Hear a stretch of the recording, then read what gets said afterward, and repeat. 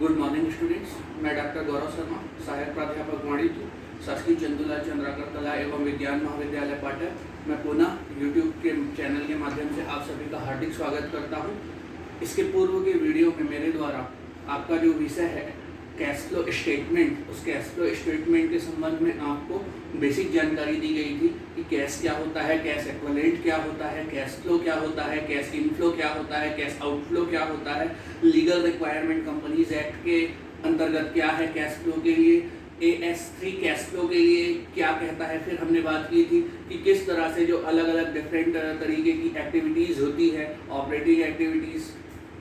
Investing activities and financing activities, जिसके through cash flow statement तैयार किया जाता है। आज मैं कैश फ्लो स्टेटमेंट का पार्ट 2 लेकर आपके सामने उपस्थित हुआ हूं, जिसमें हम पढ़ेंगे कि किस प्रकार से कैश फ्लो स्टेटमेंट बनाया जाता है, किस प्रकार से कैश फ्लो स्टेटमेंट तैयार किया जाता है। तो आज के वीडियो में सबसे पहले हम कवर करेंगे कि हमने पहले 3 एक्टिविटीज़ पढ़ी थी, operating activities, investing activities and financing activities. अब इन 3 एक्टिविटीज़ के बाद हम आगे बढ़ते हैं कि यदि हम कैश फ्लो बनाते हैं तो किस तरह से कैश फ्लो बनाया जाएगा, कौन कौन से आइटम्स को कैश फ्लो में इंक्लूड किया जाएगा, कौन कौन से आइटम को कैश फ्लो में एक्सक्लूड किया जाएगा। तो as per your syllabus, your cash flow statement is entirely based on AS3, revised format AS3. So there is a first activity which is based on revised cash flow statement AS3 is operating activities। तो आइए हम operating activities पे आज चर्चा करते हैं और किस तरह से ऑपरेटिंग एक्टिविटीज के अंतर्गत अलग अलग ढंग से कैश फ्लो, इनफ्लो या आउटफ्लो की गणना कैसे की जाती है, इस वीडियो के माध्यम से हम देखते हैं। तो सबसे पहले हम बात करते हैं कि कैश फ्लो स्टेटमेंट, कौन सा statement, cash flow from operating activities. फिर से cash flow from operating activities, जो आपकी संचालन से संबंधित गतिविधियां हैं, उनसे जो भी रोकड़ प्रवाह होता है, तो उस रोकड़ प्रवाह की गणना कैसे किया जाता है, उस रोकड़ प्रवाह को कैसे तैयार किया जाता है। तो इस रोकड़ प्रवाह को तैयार करने के लिए, गणना करने के लिए हमारे पास 2 विधियां हैं। पहले को हम बोलेंगे डायरेक्ट मेथड, दूसरे को बोलेंगे इनडायरेक्ट मेथड। पहला हुआ प्रत्यक्ष विधि, दूसरा हुआ अप्रत्यक्ष विधि। अब बात करते हैं कि डायरेक्ट मेथड क्या है और इनडायरेक्ट मेथड क्या है। तो पहले हम डिस्कशन करेंगे डायरेक्ट मेथड के ऊपर, फिर हम डिस्कशन करेंगे सेकंड पार्ट में इनडायरेक्ट मेथड के ऊपर। तो पहले बात करते हैं कि डायरेक्ट मेथड क्या होता है। डायरेक्ट का मतलब होता है प्रत्यक्ष, अर्थात वो सारी गतिविधियां जो डायरेक्टली आपके बिजनेस एक्टिविटीज से इंटर रिलेटेड है, वो सारी एक्टिविटीज कैश फ्लो से रिलेटेड, वो सारी गतिविधियां जो आपका इन प्रिंसिपल पार्ट है, जो आपका इन अप्रूवल पार्ट है, जो आपका मेजर पार्ट ऑफ बिजनेस है, उसे हम बोलेंगे cash flow from operating activities under direct method. तो हम आगे बात करते हैं कि किस तरह से हम डायरेक्ट मेथड के under cash flow from operating activities के अंतर्गत कैश फ्लो की गणना डायरेक्ट मेथड के अंतर्गत कैसे करेंगे। तो सबसे पहले कंसीडर करते हैं कि डायरेक्ट मेथड के अंतर्गत एज पर रिवाइज्ड AS3 ऐसे कौन कौन से आइटम्स हैं जो कैश फ्लो को इनफ्लो करेंगे या आउटफ्लो करेंगे, अर्थात items this are based either cash inflow इधर कैश आउटफ्लो। तो हम लेते हैं कि किस प्रकार से ऑपरेटिंग एक्टिविटीज के अंडर अलग अलग जो AS3 में दिया हुआ है आइटम्स, उसमें ऑपरेटिंग एक्टिविटीज की गणना कैसे की जाएगी। तो सबसे पहला है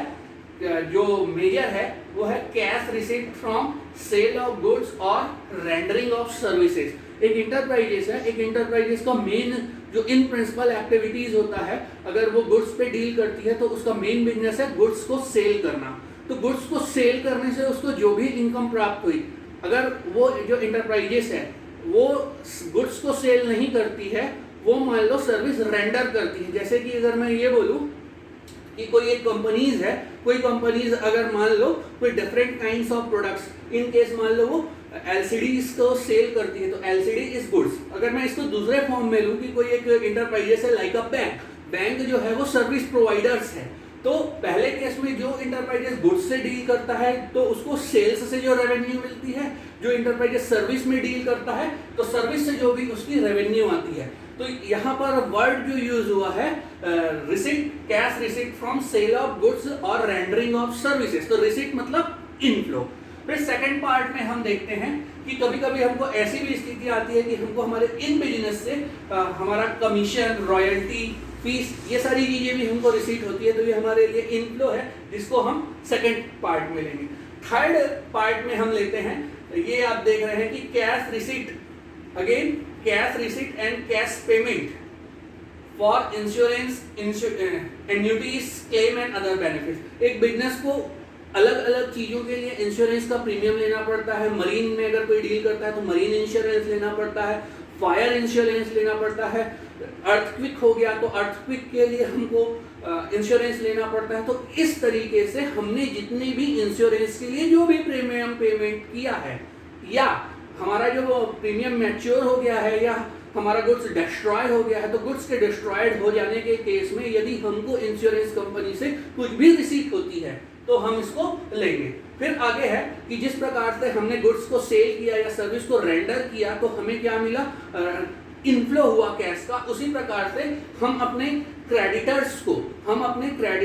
को for purpose of goods and services, goods हमने क्रेडिट में परचेज किया था या हमने जो सर्विसेज थी वो क्रेडिट में ली थी, तो उनका यदि हम पेमेंट करते हैं तो this are falling under category of cash outflow from operating activities. तो ये फर्स्ट 4 हुआ। फिर उसके बाद हमारे बिजनेस में हमारे साथ कई एम्प्लॉइज काम करते हैं, उन एम्प्लॉइज को हमको सैलरीज का पेमेंट करना पड़ता है, उन एम्प्लॉइज को हमको अदर जो उनके सर्विस से रिलेटेड बेनिफिट्स होते हैं उनका पेमेंट करना पड़ता है। तो एम्प्लॉइज को या उनके बिहाफ पर हमने उनके किसी लीगल रिप्रेजेंटेटिव को, लीगल हैरिस को किसी भी प्रकार का कोई भी पेमेंट किया है तो ये भी आएगा cash flow from operating activities.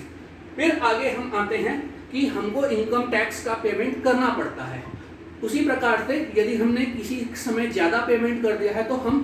Return जब फाइल करते हैं तो हम रिफंड के लिए क्लेम करते हैं। तो ऐसी स्थिति में यदि हमने इनकम टैक्स का पेमेंट किया है और वो इनकम टैक्स डायरेक्टली डिपेंड करता है आपकी बिजनेस एक्टिविटीज में, फिर से डायरेक्टली डिपेंड करता है आपकी बिजनेस एक्टिविटीज से, मतलब आपने ये जो आपकी इन प्रिंसिपल एक्टिविटीज है उस पर आपने जो टैक्स दिया, तो टैक्स का पेमेंट ऑपरेटिंग एक्टिविटीज पे आएगा। अब इसी में अगर मान लो आपने कोई एसेट सेल किया और उस पर मान लो आपने कोई टैक्स पेमेंट किया, तो एसेट का सेल करने पर जो भी आपने टैक्स का पेमेंट किया है, this is not your operating activity, ये जाएगा इन्वेस्टिंग एक्टिविटीज पे। सेम उसी प्रकार से यदि आपने कहीं पे कोई इन्वेस्ट किया था तो आपको डिविडेंड या इंटरेस्ट मिला, इंटरेस्ट पे टीडीएस हुआ या dividend pay dividend distribution tax लगा और उस डिविडेंड डिस्ट्रीब्यूशन टैक्स को आपने पेमेंट किया है या रिसीट किया है, तो ऐसी स्थिति में ये जाएगा आपके फाइनेंसिंग एक्टिविटीज में या आपके इन्वेस्टिंग एक्टिविटीज में। अर्थात केवल इन प्रिंसिपल एक्टिविटीज का जो भी इनकम टैक्स का पेमेंट है या जो भी इनकम टैक्स का रिफंड है वो ऑपरेटिंग एक्टिविटीज में आएगा। फिर आगे कभी कभी कुछ कंपनीज ऐसी होती हैं जो डायरेक्टली डील करती हैं शेयर मार्केट में, तो ऐसी कंपनीज जिसका मेन इन प्रिंसिपल एक्टिविटीज या ट्रेडिंग एक्टिविटीज के फॉर्म में अगर वो मान लो फ्यूचर, फॉरवर्ड, ऑप्शन, स्वैप, इन सारी चीजों का अर्थात कहने का अर्थ है कि जो डेरिवेटिव्स की एक्टिविटीज होती है या जो डायरेक्टली डील करती हैं शेयर्स में, जिनका बिजनेस ही शेयर्स में डील करना होता है, उन बिजनेस में शेयर्स में डील करने वालों के लिए चाहे वो फॉरवर्ड हो, चाहे वो फ्यूचर हो, चाहे वो ऑप्शन हो, चाहे वो स्वैप हो, ये सारी एक्टिविटीज ऑपरेटिंग एक्टिविटीज के अंडर आती है। तो सबसे पहले हमने देखा डायरेक्ट मेथड के अंतर्गत 7 काइंड्स ऑफ एक्टिविटीज आप इंक्लूड करते हैं AS3 के फॉर्म में, जिसमें से जो कैश रिसीट 3 आइटम से आता है, कहीं कहीं पर कैश रिसीट भी हो सकता है, कहीं कहीं पर पेमेंट हो सकता है। तो ओवरऑल आप एक एनालिसिस करेंगे जहां पर इनफ्लो को और आउटफ्लो को प्लस और माइनस करेंगे। जैसे कि अगर मैं ये कहूं कि इनफ्लो 500 करोड़ रुपीस का है, आउटफ्लो 400 करोड़ रुपीस का है, तो आप लास्ट में कहेंगे कि net operating activities net cash flow from operating activities is ₹100 crore.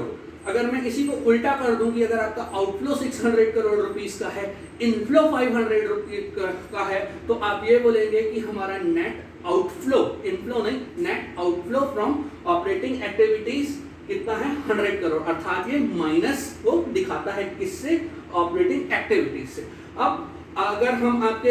Examination point of view से बात करें और एग्जामिनेशन पॉइंट ऑफ व्यू से अगर हम ये बोलें कि किस तरह से आप आइडेंटिफाई करेंगे क्वेश्चन में कि ये डायरेक्ट मेथड है और हमको डायरेक्ट मेथड पुट करके क्वेश्चंस को सॉल्व करना है, तो ये जो इंफॉर्मेशन है मैंने कहा कि इन प्रिंसिपल एक्टिविटी या जो मेन आपकी बिजनेस एक्टिविटीज है वो ऑपरेटिंग एक्टिविटीज कहलाएगी। तो यहाँ पर आपके पास क्वेश्चन इस तरीके के होंगे, यदि आपको क्रेडिट सेल्स दिया हुआ है, यदि आपको परचेज दिया हुआ है, यदि आपको डेटर्स दिए हुए हैं, यदि आपको क्रेडिटर्स दिए हुए हैं, यदि आपको ओपनिंग स्टॉक क्लोजिंग स्टॉक दिया हुआ है, यदि आपको बिल्स पेएबल दिया हुआ है, यदि आपको बिल्स रिसीवेबल दिया हुआ है, और हो सकता है कि आपको कहीं कहीं पर आउटस्टैंडिंग एक्सपेंसेस दिए हों, हो सकता है कहीं कहीं पर प्रीपेड एक्सपेंसेस दिए हों, हो सकता है कहीं कहीं पर आपको दिया हो कि क्रेडिट सेल्स कितना है, कहीं कहीं पर दे दिया हो कि डेटर से रिसीट कितना है, कहीं पे दिया हो कि क्रेडिटर्स को कितना पेमेंट करना है, कहीं कहीं पर दिया हो कॉस्ट ऑफ गुड्स सोल्ड कितना है। तो अगर आपको इन सारी जो इंफॉर्मेशन है, जो बेसिक इंफॉर्मेशन है, इन बेसिक इंफॉर्मेशन के माध्यम से जब आप सॉल्व करेंगे तो हम उसे बोलेंगे solution of cash flow from operating activities under direct method.